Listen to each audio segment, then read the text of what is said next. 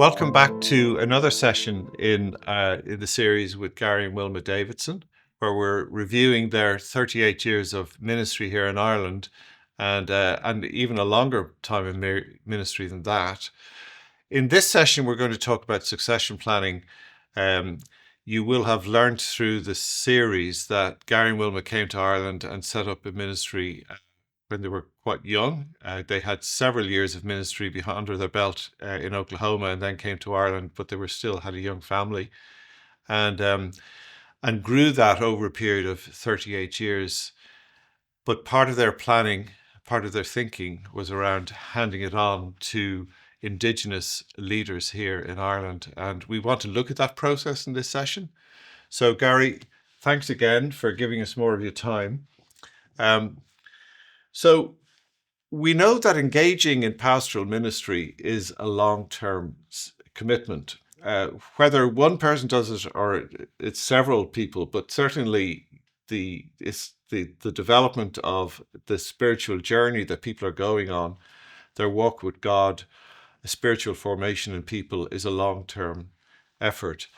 And you are certainly committed in the long term to see that happen in the congregation that you started in St. Mark's and then moved on into the rest of the country.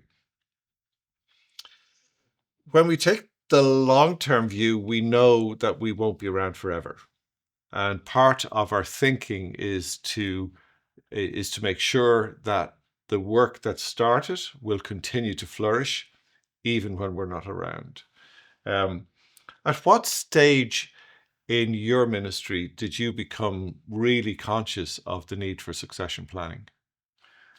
When we came to Ireland, Wilma would say numerous times, we're here to work ourselves out of a job, which meant for long-term success, we had to make sure we had the right successor or successors. So our commitment from the very beginning was looking for someone who could take on the mantle, pass the baton to, and could run with it. I recently, in my role now, I met with a man, and he'd been in a role for many years, and I said to him, "Who's your successor?" And he said to me, "Successor? Why would I be looking for a successor?" I said, "You're in your late 60s. I said, "I was looking for a successor and had a good idea who it would be when I was in my 50s. Right. Now, actually, I was wrong. Okay. The individual. So just because you assume that somebody's going to be your successor, it might not work out. But I think there had to be that attitude that I'm looking for a successor. I was really moved by a book by Melvin Hodges called The Indigenous Church. And he was a missionary in Latin America for many years. And when he semi-retired, he became a professor at the Assemblies of God Theological Seminary. So I was in his class, got his book, and bought many copies to give away because he talks about the importance of succession, raising up a church that was self-governing and self-financing, which meant you've got to get someone who will run with it. So I was looking from the very beginning for an individual, and I was committed to that. So that's interesting because just to bring something out in that, the fact that that was on your mind from day one. Day one. And certainly Wilma has spoken of that in another session, and you both have.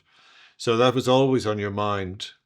But there came a time in your 50s when you knew it's been on our mind for a long time, but we actually need to see this. We need to see it.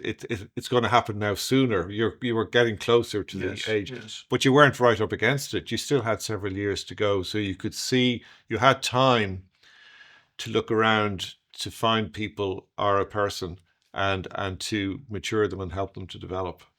So you can't leave it to the last minute. No, absolutely. And the other thing that's coming out of what you're saying is that if you don't have a heart for this, you probably will leave it to the last minute. Because unless it's something that's within you, you'll keep putting it off. And I've watched individuals, very good friends, excellent leaders, and they weren't looking for someone, and when they would find someone, there was always reasons. Oh no, they can't do this. They can't do it. First of all, I knew whoever was succeeding me didn't need to be like me, Right. or there's no reason for me to move out. Yeah. So it would be an individual with different giftings, different calling, in some ways, yet called to the body of Christ. So whenever I begin to speak with people about this, many of them said, "Oh, you've got to be very careful. You bring somebody on, you bring them on too soon, they'll become an usurper and so on."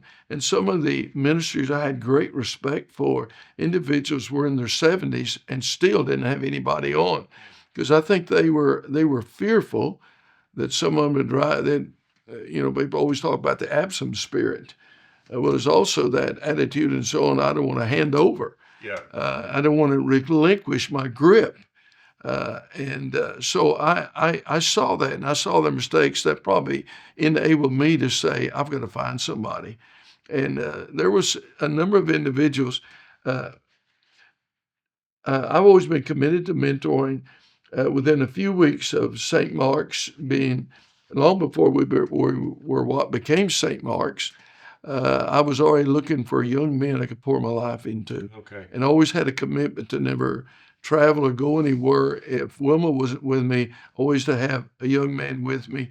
And because a lot of mentoring is not even modeling and so on. It's nothing okay, I'm going to model today. No, you just live the life, and people feed off that, and then you feed into them, and you're open to questions and to input. And if a person pursued me in the right way and came after me and said they wanted to spend time with me, wanted to be my driver or whatever, that was a great opportunity for me to and get close to them and challenge them. One of the main ways I would challenge, I always had this thing, I would say to somebody, because Joe, you ask anybody how they are in Ireland, and everybody's grand. Everybody's grand. It's true. I mean, the mother-in-law just moved in, the roof's leaking, but we're all grand. So I had this, how are you doing? Grand, but how are you really doing? Right. And whenever I said that to anybody I was mentoring, they knew they had to come clean. Now, hopefully they did. And but in those times of transparency and vulnerability, I was able to encourage, strengthen, build them up, and allow them to speak into my life as well. The other thing that strikes me, of course, as you're saying that, is if you start off with an attitude to invest in potential leaders, you can spawn it off as church plants anyway. Oh yeah. So you develop really good leaders, but even if they're not at a stage where they need to take over from you, they can go off and start a new work. That's right. And then if you keep doing that, you'll eventually find the person who will fill your shoes. Yeah, and timing is everything in this, because sometimes we just want to keep building something bigger and bigger and bigger. But if we have campuses or daughter congregations or so on, which become granddaughter congregations now, then it gives the opportunity for that individual to know, if I'm committed to Gary, if I work with Gary, if I work with his eldership and the team that is around him, when the opportunity comes, he's going to release me. Yeah. And of course, timing's everything with that. And I had young men that I thought would possibly succeed me, and they felt they had to go out. So I had to release them. And that wasn't what I wanted. But I look back and I realized God helped me in this. I've never seen myself as a great competent leader, but I do believe I had the ability to recognize when individuals had that gifting and to encourage them and push them. And I've seen individuals that were so insecure that they couldn't let anybody around them shine brighter than they did. But the other side of it with me was, if I've done a good job mentoring a young man, a young couple, if we've done a good job with them, they should be better than us. Yeah. And if they're not, they have responsibility, but I also have a responsibility to them. Yeah. And if I would say, if you're not being driven by ego, this shouldn't be a problem anyway. That's right. Yeah. Yeah. So you've often spoken about promoting from within the house. Yes. So it's essentially, you're looking for people who are within your sphere of ministry and who understand the culture.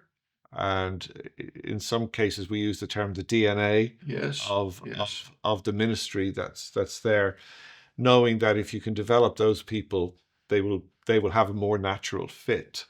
Um, can you talk to us about some of the things that you would have looked for in people with potential for developing into new leaders? First of all, obviously, we look for a servanthood mentality. If they're serving, my idea was always you serve your way to the top. The way up is the way down.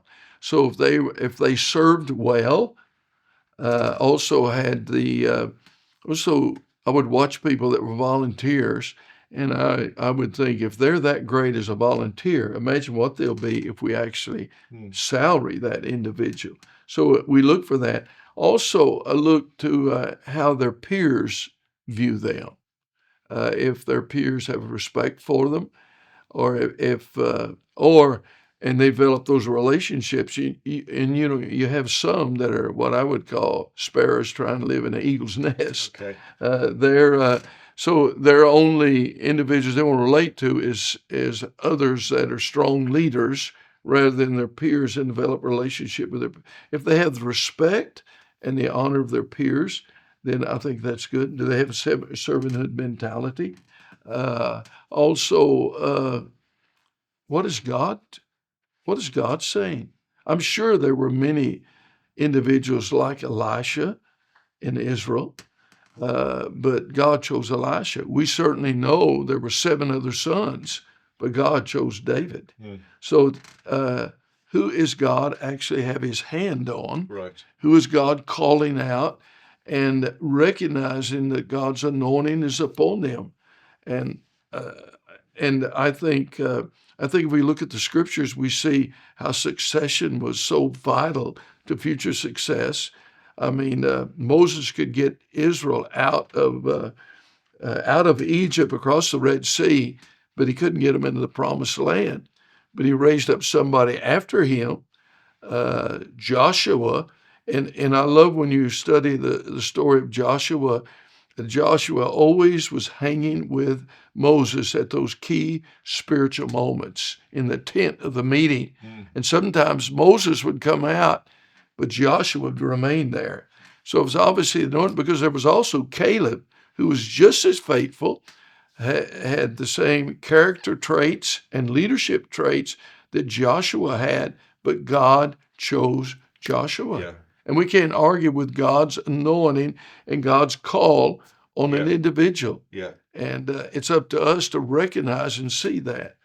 And that story of Joshua and Caleb really sparks another question that I think you would have been in a position where you would come across people who desire to be in leadership. Yes. And look,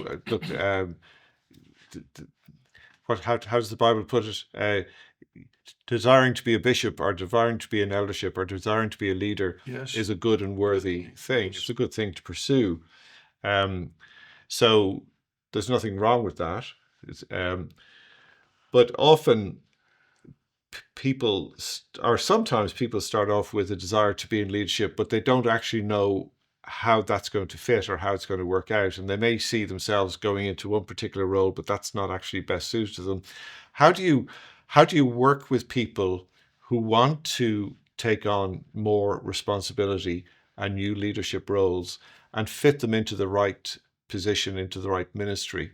Like, for instance, with Joshua and Caleb, both capable, Yes. both spending time, both relational in Yeah. that way, but clearly God has an anointing, as you mentioned, on Joshua for that Yes. particular role.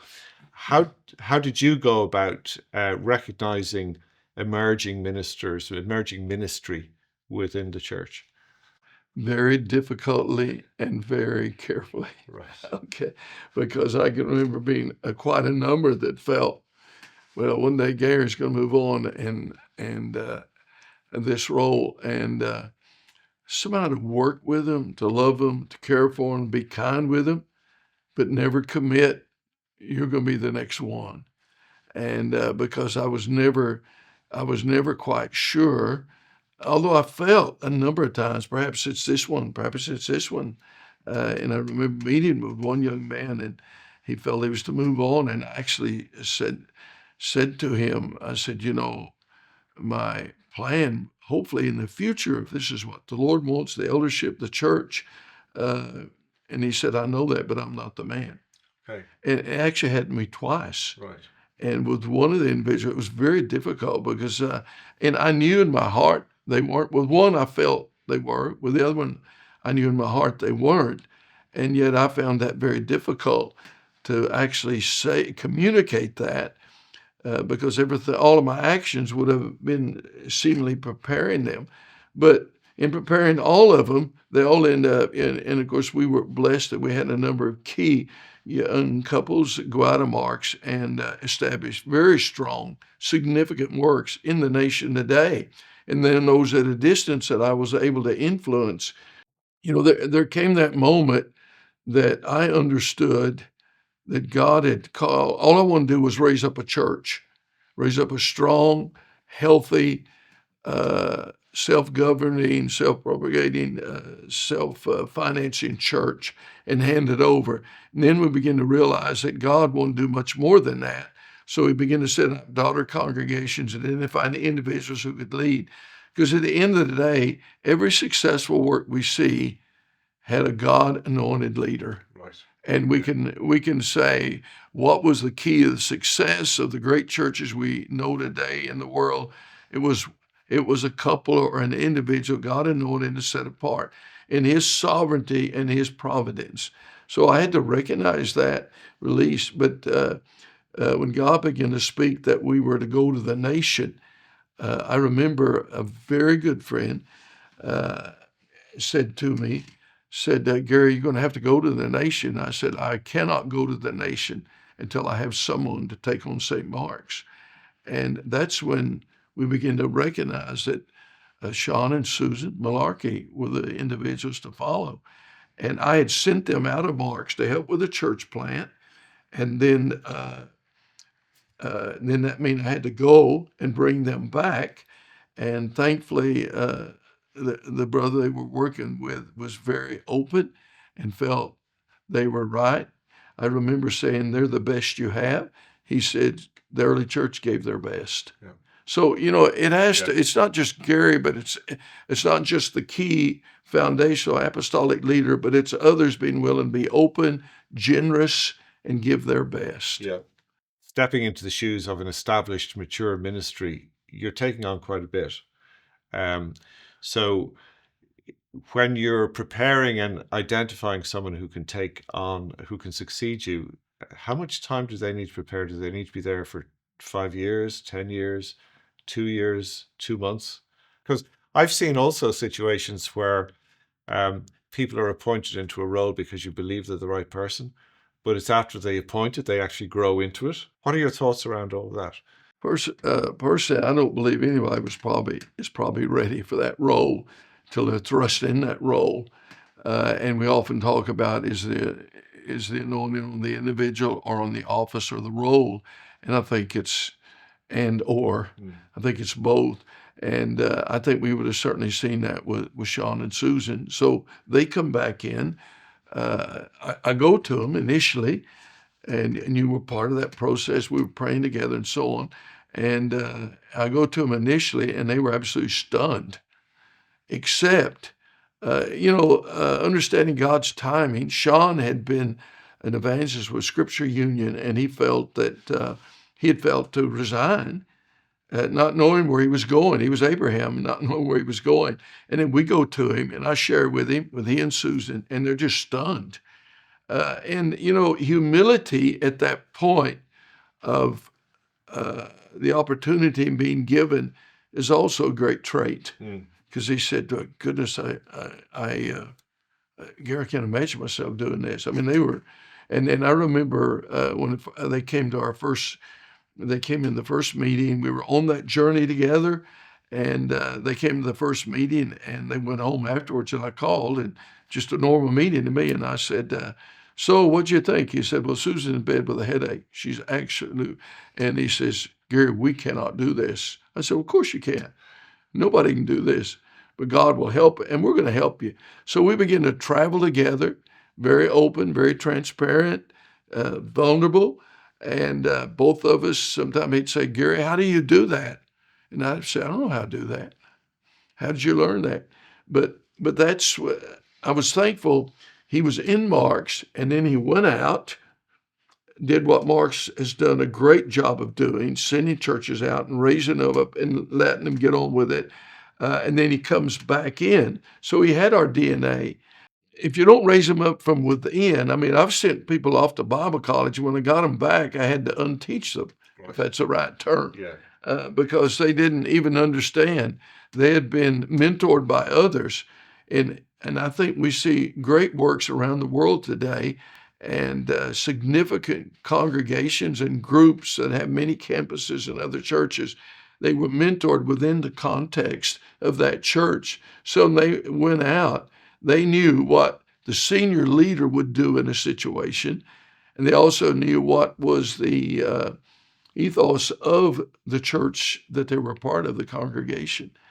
So we just began to work together. Actually, I thought it would take 5 years. It was within 2 to 3 years we realized one thing was the pressure that I was getting to go out into the country. And then I began to sense within me the burden, the passion I had for Marx was becoming a passion for the whole nation. So once my burden began to shift, then I realized God was shifting it onto my successor. That's a really interesting way in terms of timing is to because we spoke about this about the burden versus vision Yes. in an earlier session, and the burden is a God-given thing. You can't invent a burden yourself. You either have God has given you a burden for something or He hasn't, and when that lifts and shifts, that's a real sense of the timing of God, Yeah. isn't it? Yes. That's it. But it also means that if it's in the timing of God, He has things in hand. Yes. So Yes. we don't have to worry about it too much. And you know, Joe, the successor, the initiator, the founder, has to also be very committed to the successor Right. and encouraging, building him up, and understand it's not about it's about working together. And so I remember whenever when we were handing over and so on, individuals came and said, "Well, Sean doesn't do it your way." I said, "Of course he doesn't. He's not Gary. Why should he have to do it my way?" And I also remember saying, "I'm totally committed. And if basically if Sean messes up in the first 3 to 5 years, it's my fault. Okay. After that, he's on his own." Right. And mess up. Yeah, he made mistakes, and I made mistakes in handing it over, but I was still very committed to him. He's a very committed, and I would say when we're together, Sean and I are closer today than we've ever been. Okay. We're just never able to be together much. Very open, talking about the future and so on. And he certainly has honored me in ways I never expected, I never asked for. But I think that proves how important that relationship was and is. And then you remember the idea initially was I would remain an elder, because we're elder-based governance in St. Mark. So I would remain an elder, and I can remember going in meetings, and I suddenly realized that every time Sean talked about a new initiative, he looked at me, and I thought, this is not fair. And I can still remember I actually said to you that night, we came out of a meeting, I can't do this anymore. I can't be, this is not fair. And I remember you said, oh no, we talked back and forth, but I knew, and I remember going to Sean and saying, Sean, I cannot remain eldership. And we both wept. And, but he knew it was time. I knew it was time. But he couldn't bring himself to say it. Yeah. So it was Yeah. up to me as his elder and his oversight and his mentor to give him the opportunity to say, this is right. And he honored me then more than ever and continues. One reason was my heart wasn't in that meeting anymore. My heart was in the nation. Yes. I'd be sitting there and I'd be thinking about what Andy was doing, what PJ was doing, what other Seans were doing around the country, and knew I needed to be there and give him that opportunity. Yeah. Someone told me there's a great example of that when Ferguson, who led Manchester United for all those years, and obviously he's the one everybody always compared to. But whenever Manchester United hadn't done near as well afterwards, and they say during a game when a mistake is made, and I haven't watched any of it, but someone said the cameras will shift to him because he's in the stands. And I thought, what a burden the current manager has, knowing he's always looking over his shoulder. It's unfair to his successor. So we've got to release him and believe and always speak well. Now, privately, there has to be that time that the successor, the former leader, sits down with the successor and say, well, maybe you could have done this better and so on. That's totally private and confidential. Yeah. And because my feeling was if Sean did well, it's because I did a good job passing it on. And if he didn't, I did a poor job. Which is really, really helpful. So it's kind of it's getting that that balance right between support That's and right. interfering. Yes, that's right. And by the way, and by interfering, because I know you very well, you're not an interfering type of person, but just being present was an interference. Yes. From what you're saying. Yes. So and I sensed that. So it's just being present there when Sean, in this case, was trying to make decisions or trying to give leadership, was interfering. Yes. And there was nothing intentional about that, and nobody felt bad about it, but it was time for you to say, I need to step out of that now, release the reins and let Sean take. Well, he was trying to honor me. Yeah, absolutely. And he shouldn't have had that responsibility Yeah. at that moment in time. And couldn't bring himself to say, because, he's sensitive to the Lord and he could think, well, maybe there's something wrong with me. No, I need to step out. Yeah. And I said to, here a few years ago, was working with a brother who had raised up a church and we were looking at his successor and he said, well, it's going to be difficult for me sitting in the congregation and not saying anything. I said, it's not going to be difficult with you because if I work with you, you're not going to be there. And I couldn't do that. But it would be unfair to his successor. Yeah. I think that's a fair point. Yeah. Passing on, connected with all of this, passing on a responsibility and authority to others, the process can be difficult. So you've been speaking about identifying someone, the process around that, and then how you support them, put them in place, and then how you back off. Yes. So that's really around supporting the successor and helping them to get ready. But there's you as the founder, or as the incumbent, and there's your own emotions around that. You were working for, when you were 38 years ministering in Ireland, you were well over 25 years in St. Mark's. Yeah. You saw that grow from the time when the building was acquired up to when it became a thriving ministry. So letting go of that, even though your burden has shifted, there's still an emotional attachment. How can you manage your own emotions, and how can you move beyond those doubts to a place where you're sort of say, yes, look, it's time? And I think maybe key to this is that your own sense of burden. Yes. But would you talk to us a little bit more about how you personally, how the leader handles handing over to the successor and the emotional part of that and the ability, the decision that you have to make to let go?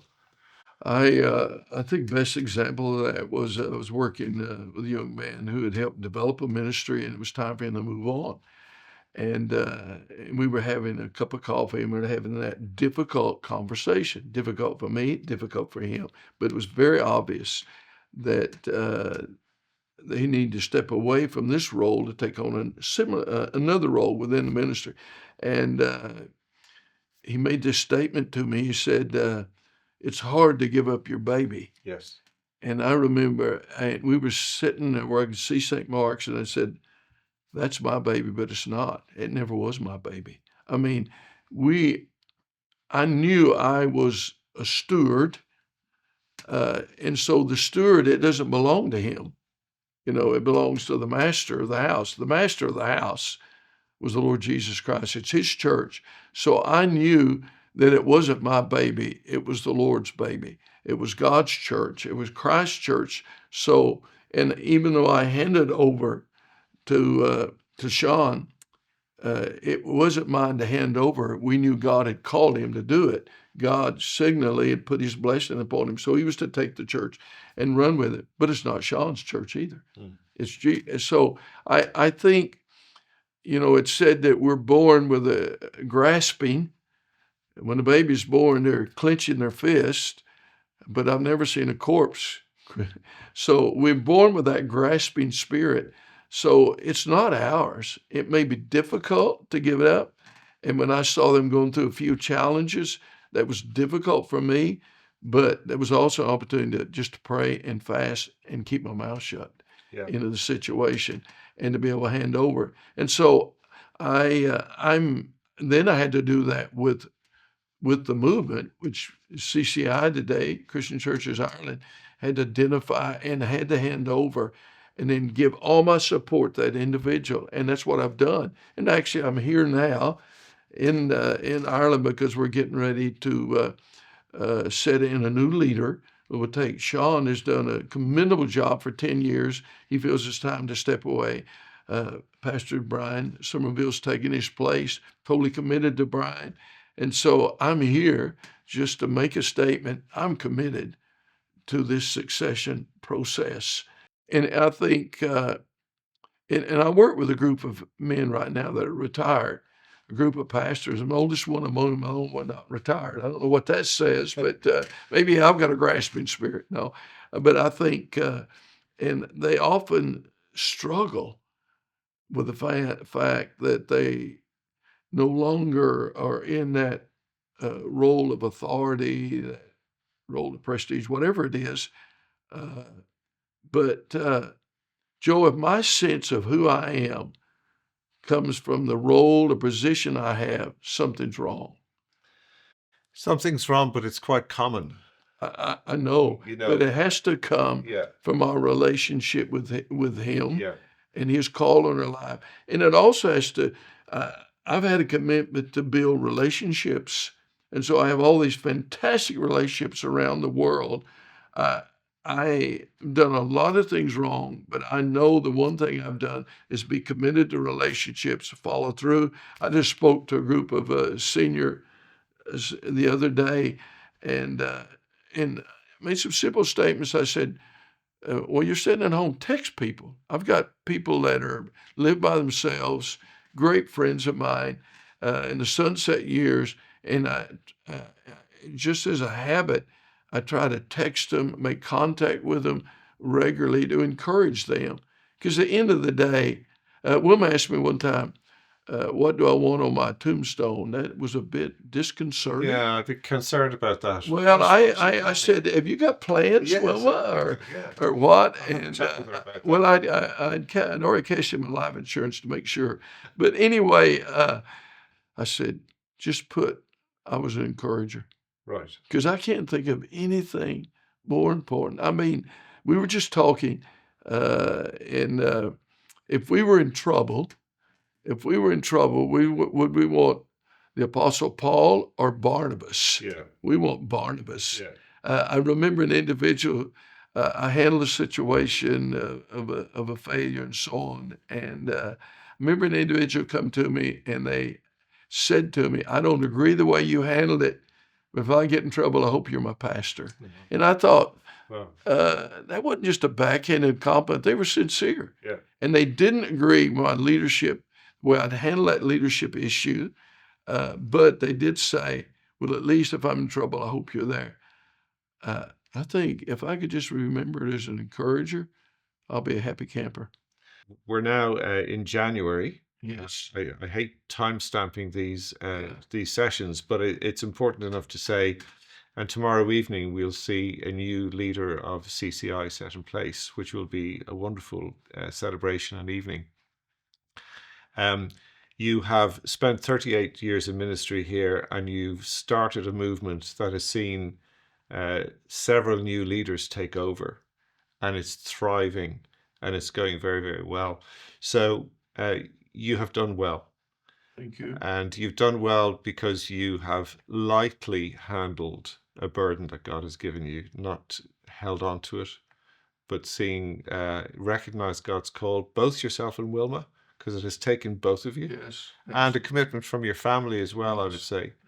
So you've made a huge investment that is working really, really well in Ireland, and I just want to say thank you for that. Really appreciate the love we have for each other and our friendship.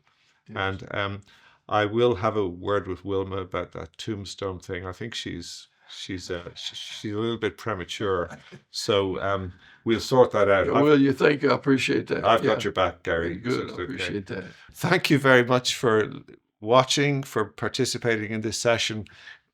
Our heart is really that some of the principles that Gary and Wilma have spoken about, some of their experiences through many, many years of ministry here in Ireland, will be a blessing to others and maybe a help as you're considering the very things you've got to think about and you've got to plan for, and how your ministry is going to take shape.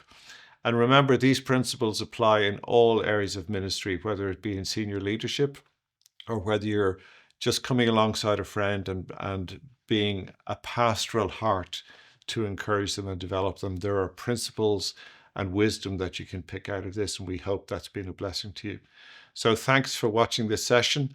We will have one more session on some of the things that Gary would have liked to somebody else have spoke to him. So we hope you get a blessing out of that as well. Thank you, and God bless.